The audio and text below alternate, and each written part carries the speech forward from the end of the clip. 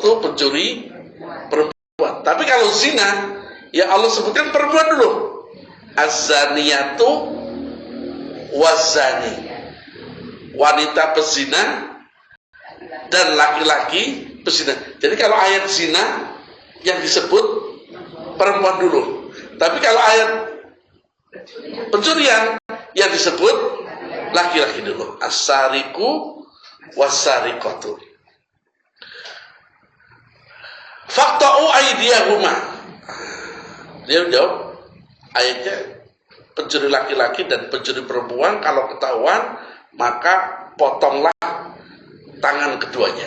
Jadi laki-laki potong tangan, perempuan dia potong tangan. Jazaan bima kasaba nakala minallah. Ini adalah balasan yang Allah tentukan. Terus dia bacanya wallahu ghafurur rahim.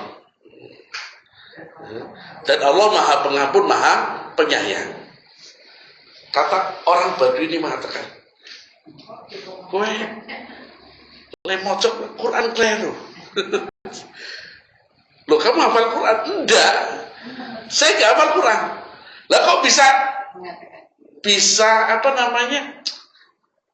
Bisa nyalahke. Loh, kamu enggak hafal kok bisa nyalahke? Bisa menyalahkan saya yang hafal Quran. Kata dia, ya saya di telinga saya gak enak aja bunyinya. Ini kok ayat kayaknya apa namanya gak sinkron. Kenapa gak sinkron kan? Dia mengatakan seorang Badui ini, kamu tadi bilang pencuri laki-laki dan pencuri perempuan dipotong tangan. Lah kamu bilang Allah Maha Pengampun. Lah kalau ampun ngapain dipotong tangan?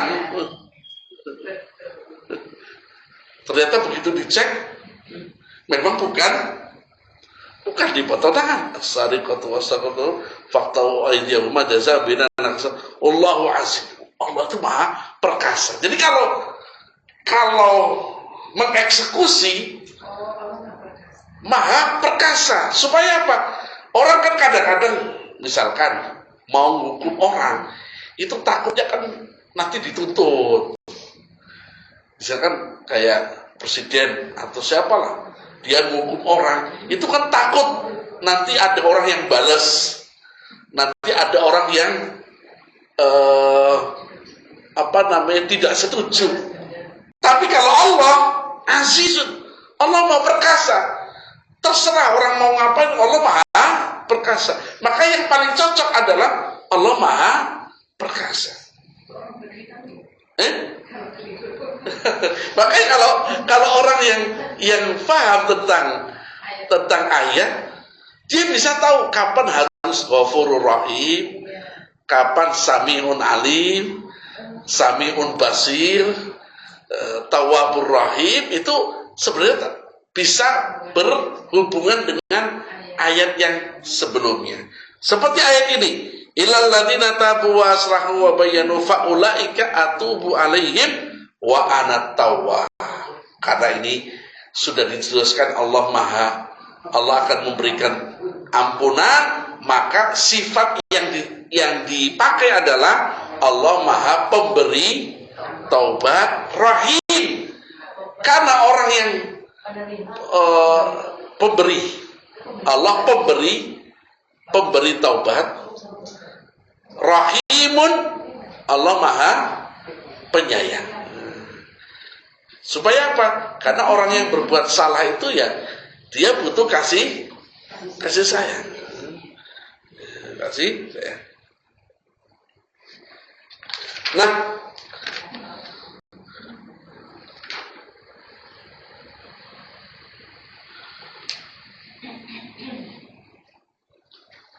sababun nuzul, sebab-sebab turunnya ayat ini, nazalat hadhil ayatul karimah fi ahlil kitab.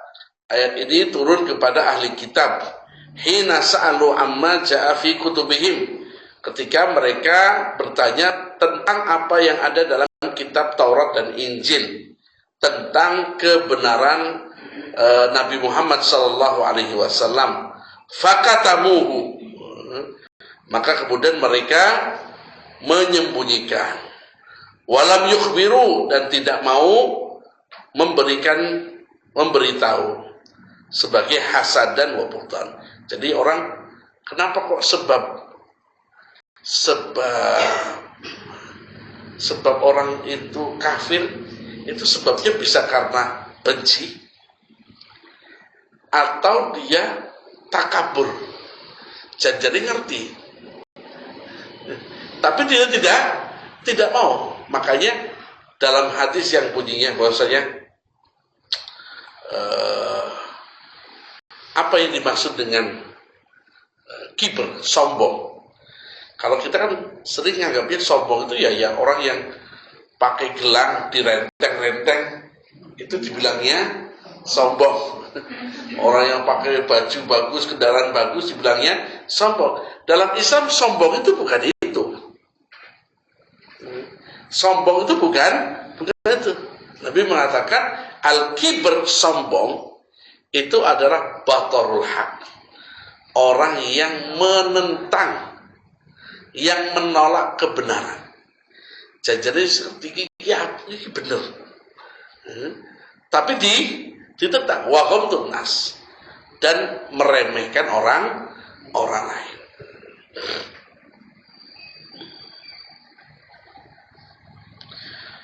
Terdapat juga sebuah kisah, ini kisah tentang orang-orang Yahudi. Orang-orang Yahudi yang ketika itu mereka membawa, jadi mereka itu orang-orang Yahudi Madinah, mereka itu membawa orang Yahudi yang berbuat zina. Jadi ada orang Yahudi berbuat zina. Lalu mereka ingin menghukum, tapi mereka biar dapat keringanan,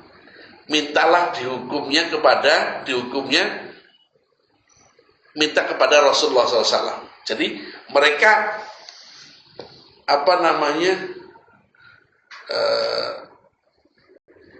ngimaninya Taurat, tapi begitu ada masalah, mereka ada masalah minta dihukumi pakai Al-Quran.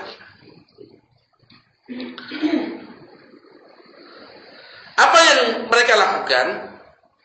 Ketika mereka datang kepada Nabi, ya Rasulullah, ya Muhammad, ini ada dari kami yang berbuat zina.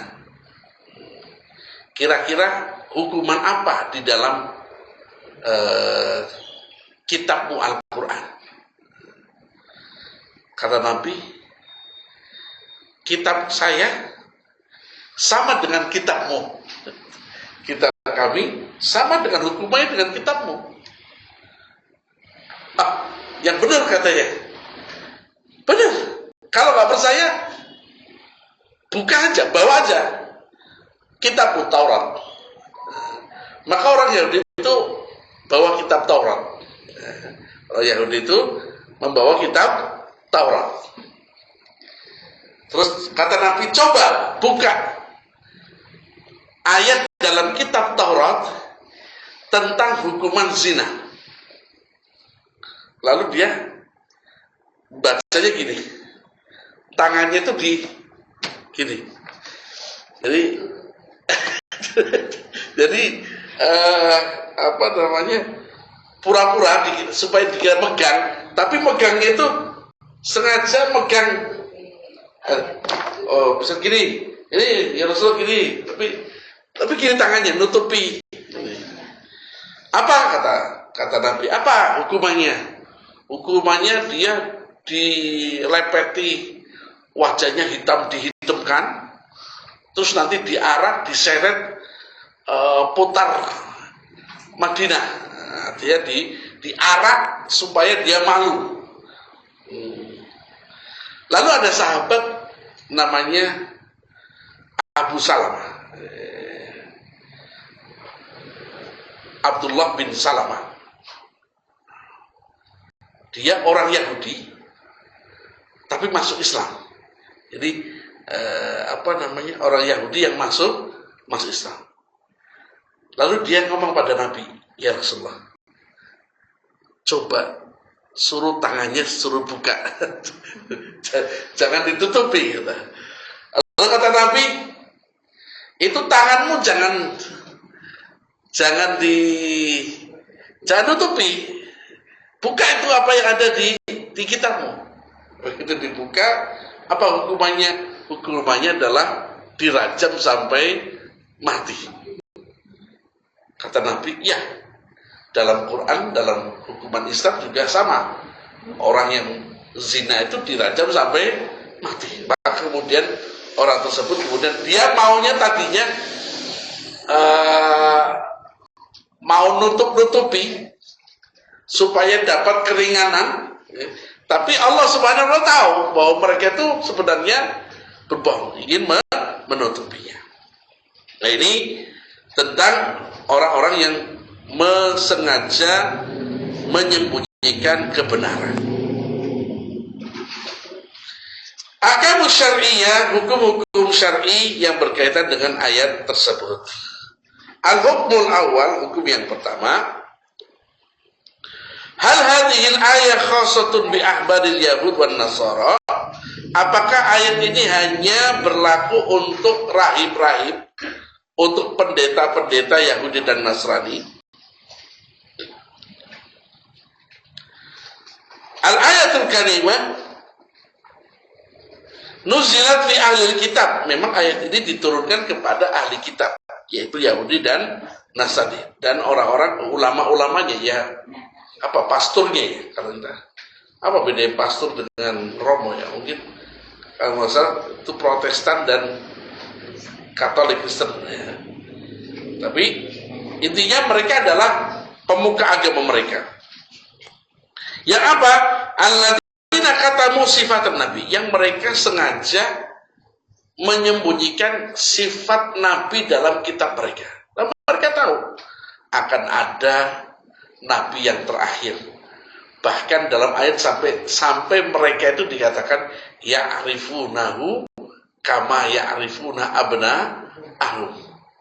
Orang Yahudi, orang Nasrani itu mengenal Nabi Muhammad, bahkan lebih kenal daripada anak-anak mereka. Gimana mereka bisa tahu Nabi itu nanti lahirnya kapan, di mana, tandanya apa, terus ada cap kenabiannya di mana?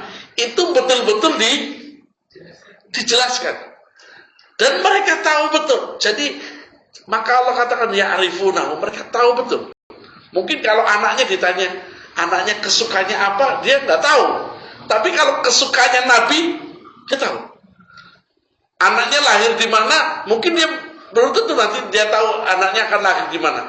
Tapi kalau Nabi lahir di mana, dia pasti sudah tahu. Bahkan ini buktinya ketika Nabi sebelum Nabi itu hijrah ke Madinah, itu kan di situ sudah ada penduduk asli Madinah,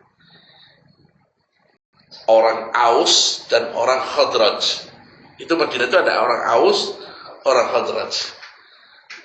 Dan kemudian mereka kedatangan pendatang, yaitu orang-orang Yahudi. Di mana-mana Yahudi itu suka bikin onar.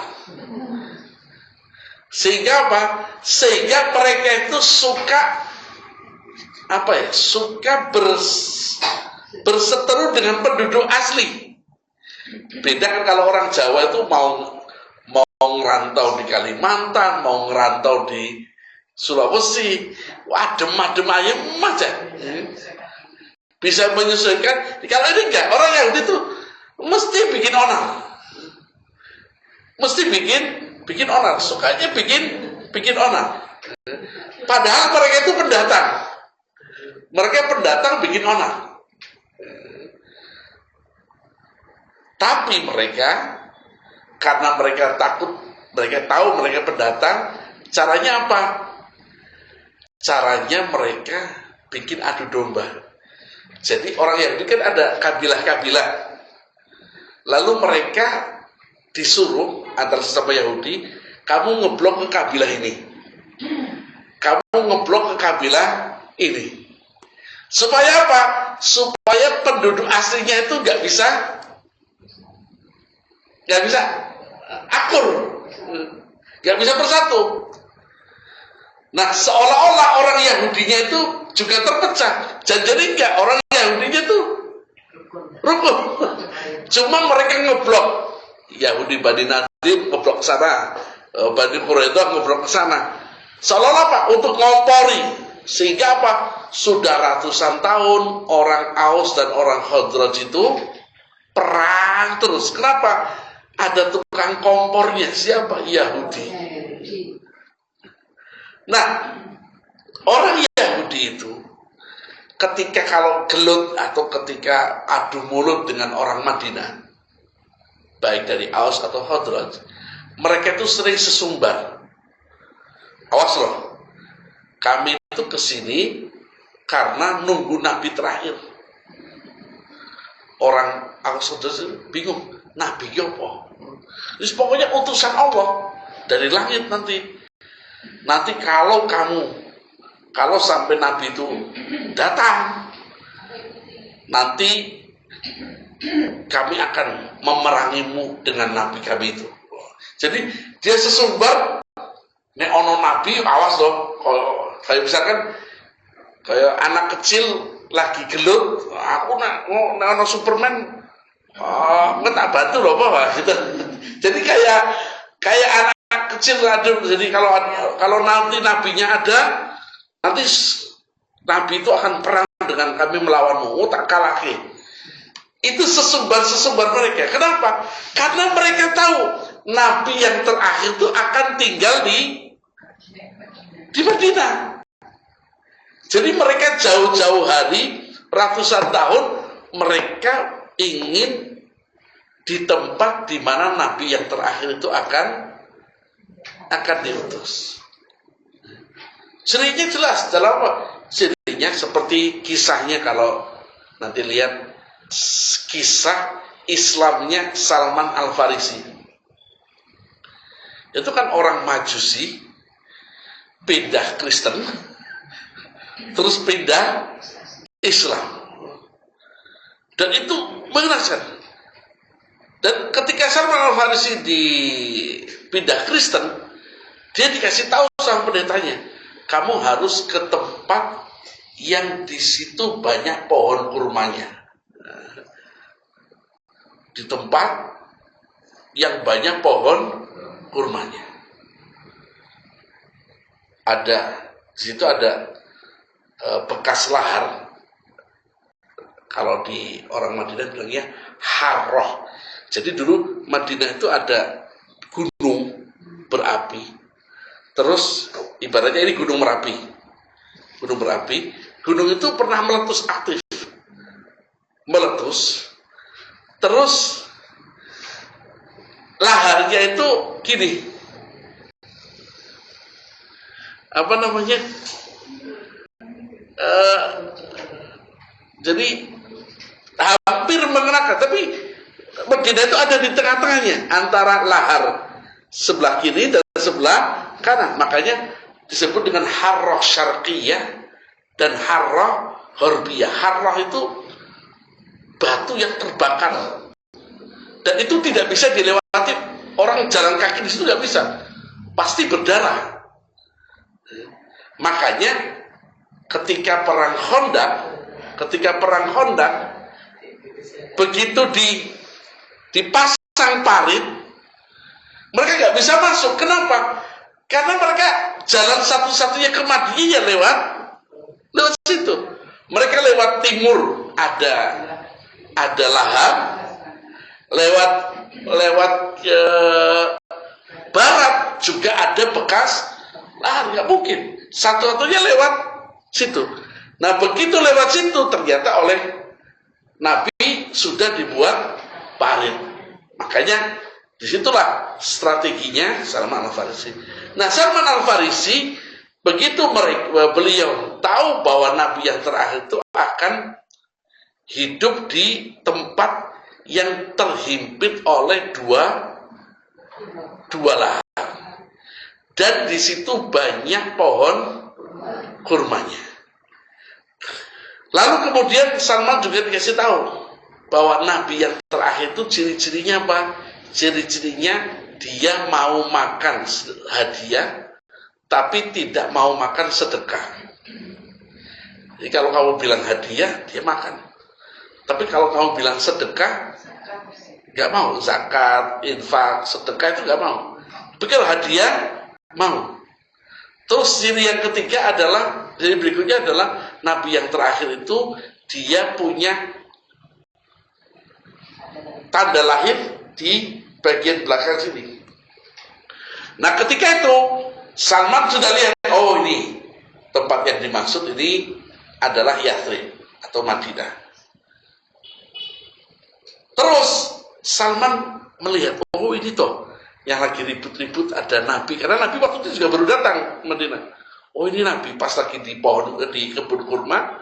Salman diem-diem bawa makanan, terus memperkenalkan diri, saya Salman dari Persia. Terus katanya Anda ini Nabi ya? Katanya, iya. Saya ada makanan ini saya sedekahkan untuk Anda. Bilangnya sedekah. Apa yang dilakukan oleh Nabi? Oh iya, terima kasih kata Nabi. Lalu kemudian tempat piringnya itu diputarkan ke sahabat dan Nabi tidak makan. Sahabat pada makan. Hanya Nabi yang tidak makan. Kata Salman, wah ini cocok. Berarti sudah ada ciri yang kedua. Yang ketiga, besoknya dia datang lagi makanan. Kata Rasulullah, Salman, kamu datang lagi? Iya. Ada apa? Ini saya bawa lagi. Tapi ini saya hadiahkan untuk Anda. Tadi yang pertama ngomongnya sedekah, dan kedua ngomongnya hadiah. Sambil sama nunggu. Ini dimakan nggak? Dimakan nggak? Ternyata Nabi bagi lagi ke sahabat. Begitu sampai di Nabi piringnya lagi, Nabi ikut makan. Oh, berarti benar. Benar. Ini cocok.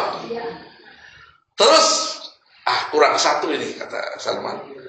Nah, katanya kata pendeta yang dia ajari dia, yang mengajari dia, katanya di belakangnya ada tanggal lahirnya. Tapi gimana cara ngomongnya? Maksudnya, saya Rasulullah, coba saya lihat, gitu kan ketahuan kan. Salman juga pakai taktik gitu. Nah, beliau ketika Nabi nunduk-nunduk, itu Salman tuh deli-deli lihat, ngincer.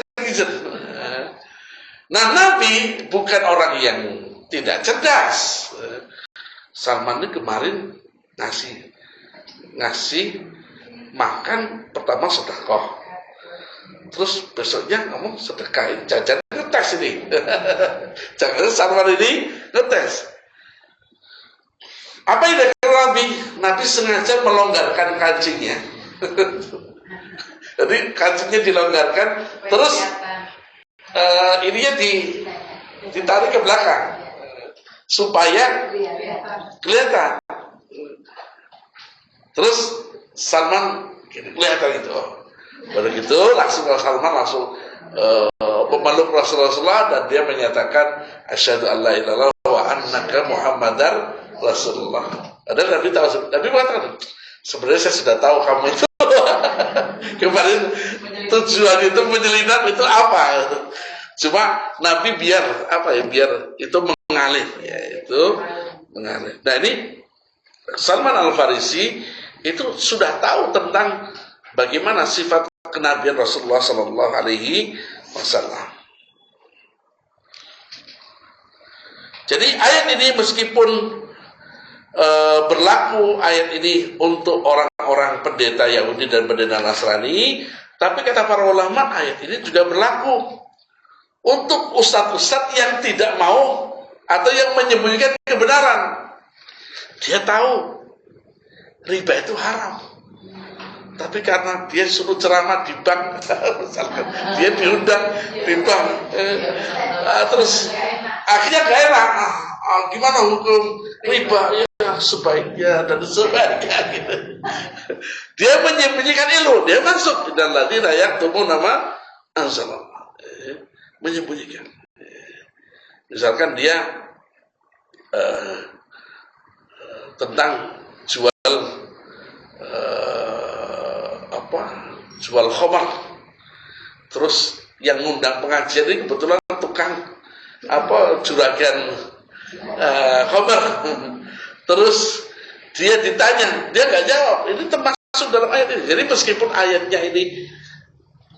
ini ditujukan kepada rahib-rahibnya Yahudi Nasrani, tapi berlaku juga kepada ustadz-ustadz atau ulama-ulama yang menyembunyikan kebenaran. Ada istilah dalam tafsir itu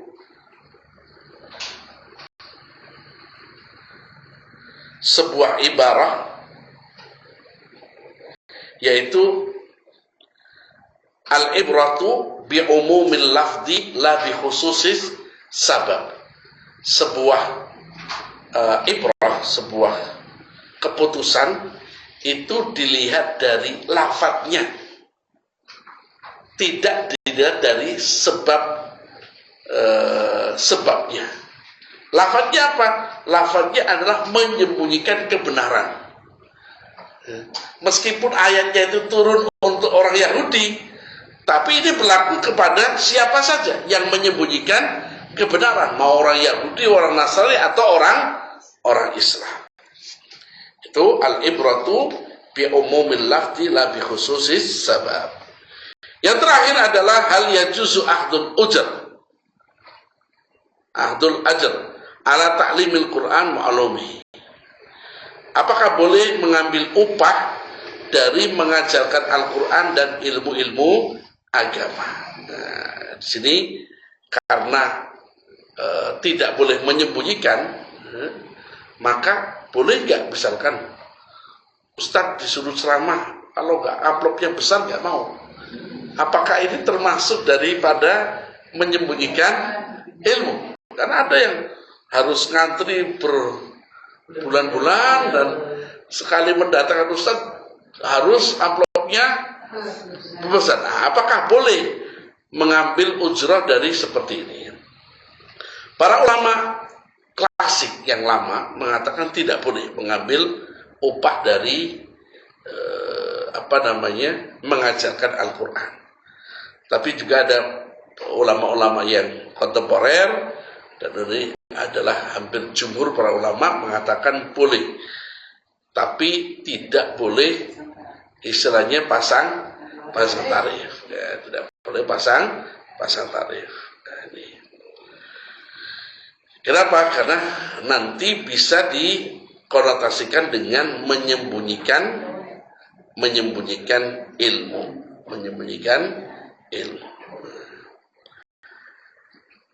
Salah satu alasannya juga, apakah boleh ketika orang mengajarkan ilmu agama?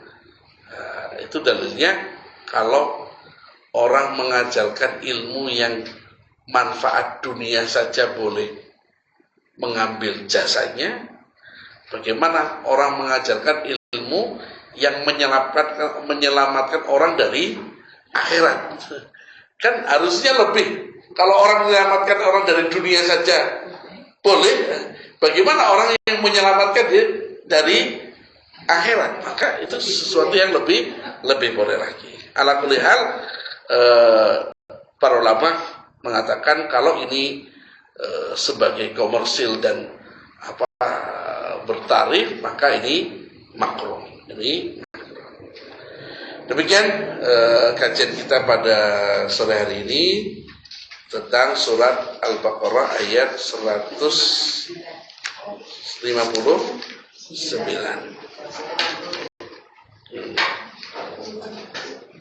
Nah, berikutnya adalah nanti tentang ihatut thayyibat. Ini masalah, kalau ini nanti banyak pertanyaan, karena ini masalah hukum makanan.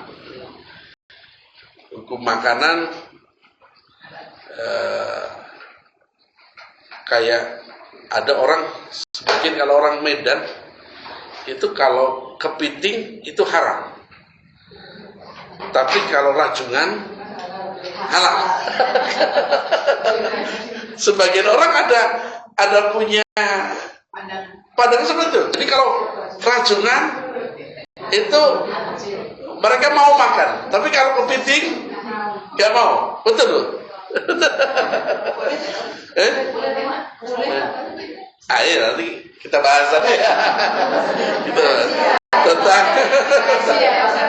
tentang masalah makanan, khususnya makanan-makanan yang disembelih, yaitu binatang yang disembelih. Kalau roti dan lain sebagainya itu nggak ada masalah. Tapi ini makanan binatang yang harus ada proses sembelihnya. Karena ada kemarin saya lihat di postingan itu, ada di daerah timur ada satu nelayan yang hobinya adalah berburu paus. Jadi ikan paus itu jadi makanan yang favorit. Tapi sebagian dulu ada di Parangtritis, paus terdampar, nggak ada yang berani makan. Apakah paus hukumnya haram kalau sampai nggak mau dimakan? Bahkan kalau ke Pantai Depok itu ada bayi hiu itu banyak dijual, bayinya hiu. Nah ini hiu itu halal atau haram? Nah ini akan kita bahas pada pertemuan berikutnya. Ini karena masalah makanan, karena makanan yang halal dan yang baik. Demikian kajian kita pada sore hari ini. Kita tutup dengan doa penutup majelis. Subhanallah. Assalamualaikum warahmatullahi wabarakatuh.